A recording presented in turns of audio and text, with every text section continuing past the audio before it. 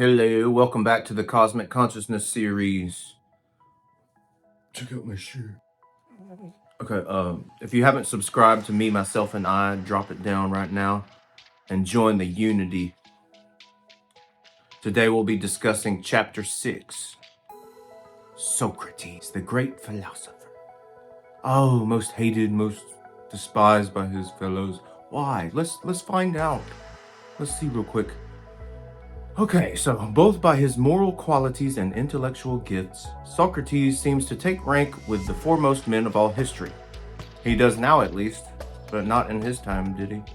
But it would be obviously absurd to argue that because of these facts he was a case of cosmic consciousness, and that among the marks of cosmic consciousness are moral elevation and intellectual enlightenment.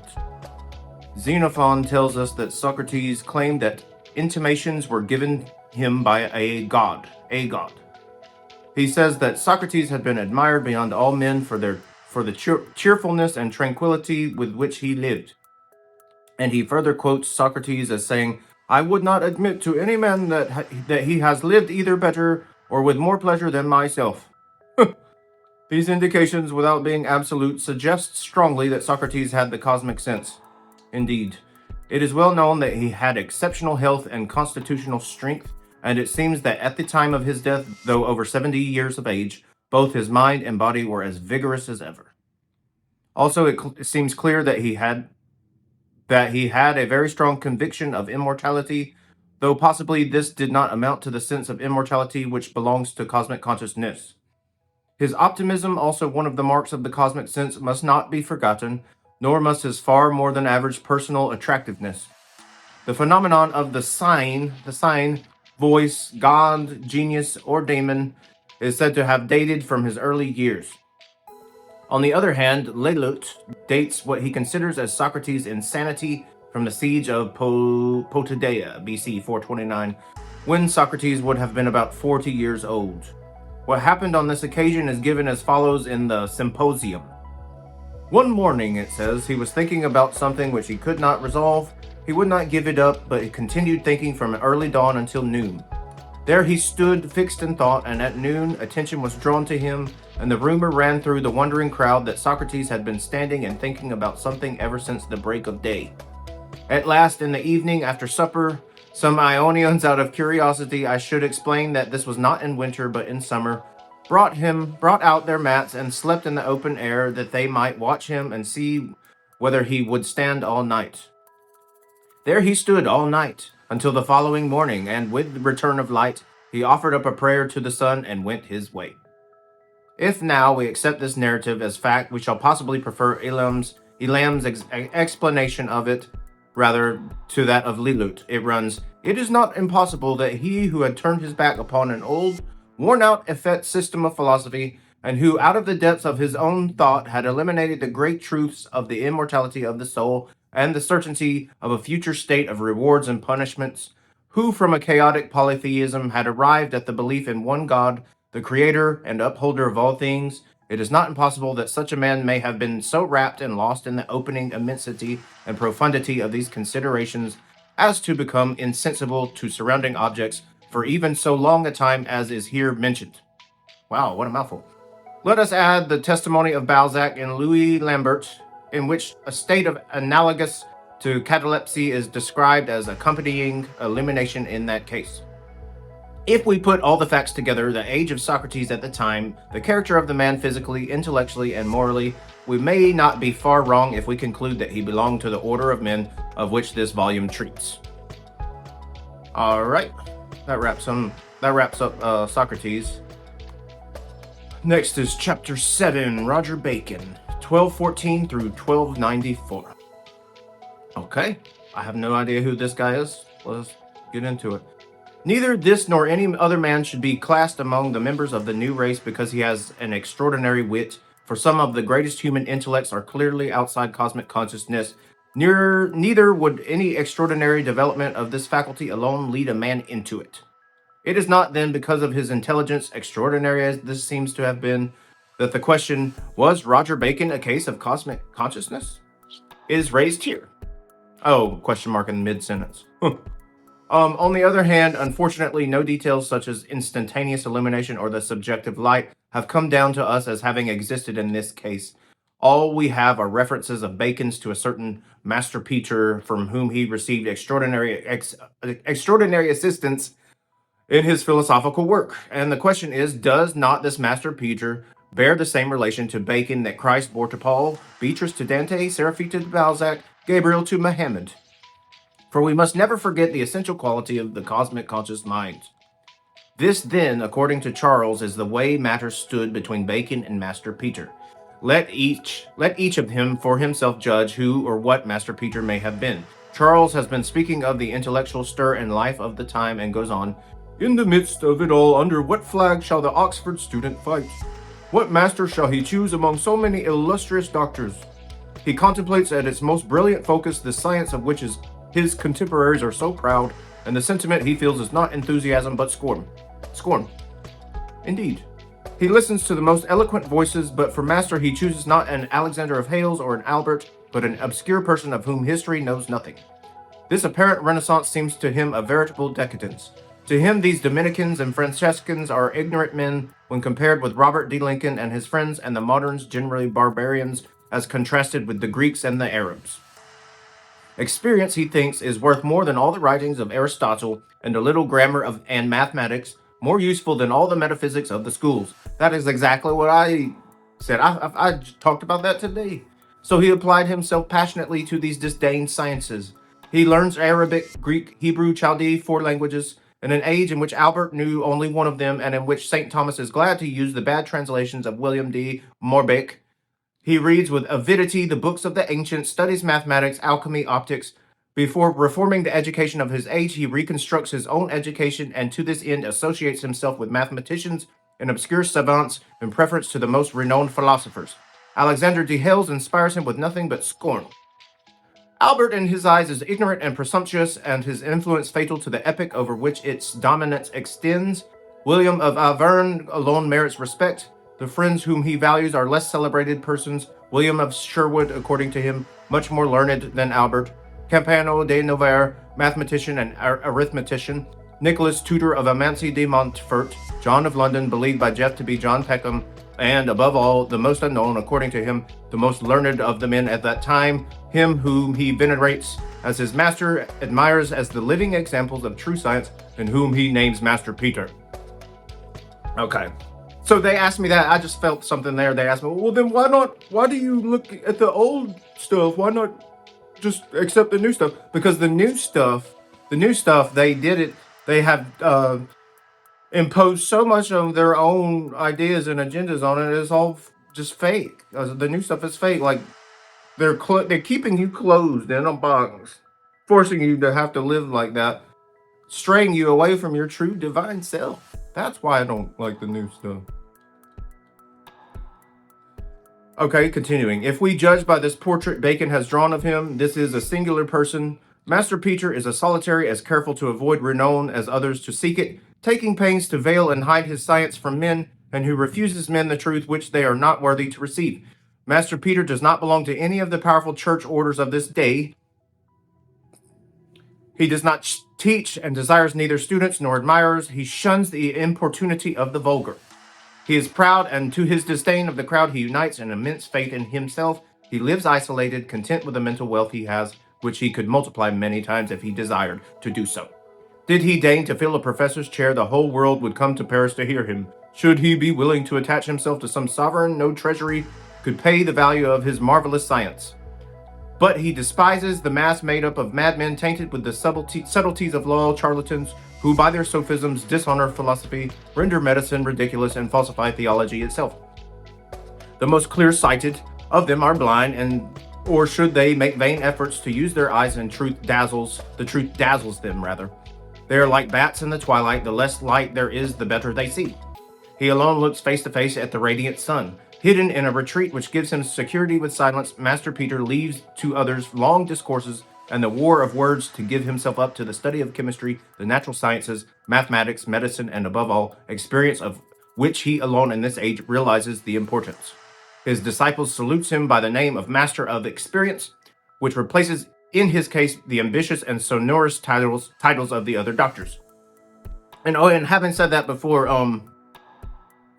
the vulgar, like, because they're so vulgar about their own religion, like they made the devil exists. Yeah, of course he exists, because there's a God and a devil, but they have demonized him so much, to such a powerful extent. He's larger than God himself. They make him out to be larger than the God himself that they worship, when really it's just like two contrasting things that exist one by one together in unity. Experience reveals to him the secrets of nature, the curative art, celestial phenomena, and their relation to those of earth. He disdains nothing and does not shrink from applying science to the realities of the common earth. He would blush if he found a layman, an old woman, a soldier, or a peasant better informed than himself in matters that concern each. To cast and forge, would he though? To cast and forge metals, to manipulate silver, gold, and all minerals, to invent deadly instruments of war, new arms, to make a science of agriculture and of the labor of the rustic, not to neglect surveying, nor the art of building, to seek with diligence the basis of truth hidden even under the charms of the sorcerer, under the impostures and artifices of jugglers. This is the work to which he has devoted his life. He has examined all, learned all, separated everywhere the truth from the false, and through the void and sterile wilderness has discovered a practicable route. Sorry. It is desired to hasten the progress of science to... There's a random number in there. Here is the only man equal to the task. Should he make up his mind to divulge his secrets, kings and princes would crown him with honors and gifts.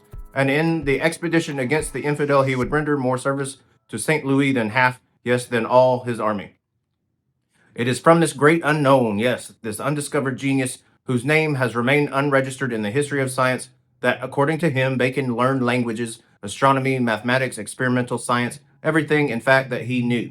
Compared with this master Peter, the students, professors, writers, masters, thinkers of the universities were dull, lumpish, insensate. Compare Paul, Bacon, Bayman, Mohammed. It is indeed the universal testimony that when the cosmic sense appears, the wisdom of self-consciousness is reduced to dust and ashes. Just like the educational system. The piety of Bacon toward his unknown master ought to rescue this latter from the obscurity in which he is buried, but it seems impossible to identify him among the infinite number of savants of the same name who are to be found in the catalogs. So yeah, you know what? That touched base on everything I've been talking about, like how you can learn much more in just the flash of the instance that it hits you than any university or graduate school could ever teach you. As a matter of fact, they keep you from it. They keep you from discovering your own true higher intelligence. And that's true. I feel that is so true. Okay, so we'll do one more. Chapter 8. Mr. Blaise Pascal. I've heard that name before. I can't remember who he is. 1623 through 1772. He was born on the 19th of June, 1623. As a child, boy, and young man, he was exceptionally precocious, in this respect comparable to Bacon. Sweet. Oh, he was a poet, was he? It is said that although his parents endeavored to restrain his mental development, yet at the age of 10 he had propounded an acoustic theory in advance of the views that entertained. At 12 he had evolved geometry from his own reflections, and at 15 he composed a treatise on conic sections, which Descartes refused to believe in as having proceeded from so young a mind. Pascal's health was all his life delicate. He was probably always a perfectly moral man, though fond of gaiety and the social pleasures of his time and country. Okay, he gave abundant evidence throughout his whole life. Why did they use words like gay? I want to be gay, I want to dance and be gay. Oh, TDD. He gave abundant evidence throughout his whole life that he possessed in an unusual degree the mental honesty and earnestness that seems always to belong to those who attain to the cosmic sense. It's always like being in two places at one time. Has anyone ever felt like that? Like they can be in two places at one time, focused on two different things while they both are in correlation with each other? It happens like all day long. In November 1654, he being then 31 and a half years old, I miss being that age, something happened which radically altered Pascal's life. From that date, he practically abandoned the world and became and remained until his death markedly religious and charitable. From that date, however, his life was very secluded and a few details to appear to be known. Excuse me. Bright as his intellect was before November 1654, it was still brighter afterwards. About a year subsequent to that date, he began the Provincial Letters and later wrote his Pensees, both of which works, though the latter is only a series of notes for a book to be written, show extraordinary mental qualities.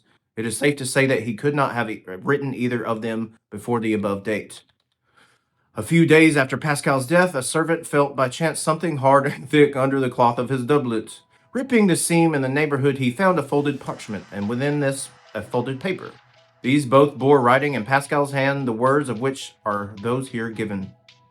Both parchment and paper were taken to Pascal's sister, Madame Perrier, who showed them to some friend. They all saw at once that these words, thus written by Pascal in duplicate and preserved by him, with so much care and trouble, removing them himself as he did from garment to garment, must have had in his eyes a profound meaning.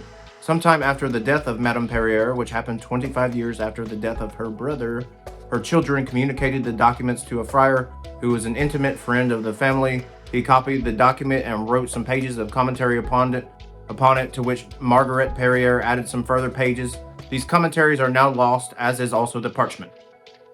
The paper copy, however, in Pascal's hand, is still extant in the Bibliothèque Nationale, Paris. It was the Cordosits who gave the document the name of Pascal's Mystic Amulet. Translated into English, the words of the amulet are as follows. Thank you. Finally, we're getting somewhere. Okay. The year of grace, 1654, Monday, 23rd November, day of St. Clement, Pope and Martyr. From about 10:30 in the evening until about 12:30 midnight, fire. That's what it says. Fire. God of Abraham, God of Isaac, God of Jacob, not of the philosophers nor of the wise, assurance, joy, assurance, feeling, joy, peace. Confirmation, right? I'm sorry. My bad. I was just getting excited. Confirmation. Okay. God of Jesus Christ, my God and thy God. Thy God shall be my God. Your God, my God, your God, their God, our God. Forgotten of the world and of all except God. He is only found in the ways taught in the gospel. The sublimity of the human soul. It says, the sublimity of the human soul. Just, Father, the world has not known thee, but I have known thee. Joy, joy, joy, tears of joy. I do not separate myself from thee. They left me behind me, a fountain of living water. My God, do not leave me. Let me not be separated from thee eternally. This is eternal life, that they should know thee, the only true God, and him whom thou hast sent. God, the old English. Jesus Christ, Jesus Christ. I have separated myself from him. I have fled, renounced, crucified him. Let me not be forever separated from him. One is saved only by the teaching of the gospel. Reconciliation total and sweet. Total submission to Jesus Christ and to my director. My director. Continual joy for the days of my life on earth. I shall not forget what you have taught me. Amen. So you know what he says there? The God of this, or people have, where did it say the God of this world? Thy God shall be my God, forgotten of the world and of all except God. Okay, so he was saying that the God that the world follows is not the same God that he follows or that he knows personally, like on a relationship level, like a connection, almost like a direct communication. He said that they are like rather misled by some. Oh, they think they're following God, but it's really not a relationship that they have. Continuing. No one who has read this book so far will have, I think, the least doubt as to the meaning of the words of the amulet. The subjective light was evidently strongly marked. Immediately following it comes the sense of liberation, salvation, joy, content, intense thankfulness. See, you wouldn't feel like that if you were just like going to church or whatever. But if you got a direct communication from it, you would definitely feel that way. I know that. Then the realization of the grandeur of the human soul, immediately followed by the rapture of the realization of God. Yes, the realization of God.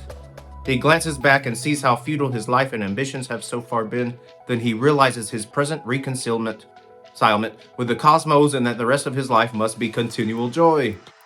The words of the amulet, the care and secrecy with which it was preserved, its date in reference to Pascal's age, Pascal's splendid intellect and previous character so far as known to us, the change in his life, synchronous with the date of the amulet, his moral exaltation and intellectual illumination from and after that time, above all, the subjective light, which seems to have been more than usually pronounced and longer than usually continued, though in the case of John Yeats, it is said to have lasted a whole night. All these taken together, mind you, this was like over 100 years ago, so these days it could be more potent perhaps and last a lot longer than just, a night. All these taken together make it certain to the mind of the writer that Pascal was a case of cosmic consciousness. Of course, it has been said of him, as it was of Jesus, Paul, Blake, and others, that Pascal was insane. I see no evidence of anything of the kind. The words of the amulet bear testimony to having been written immediately after illumination, before he went to bed that night, it would seem.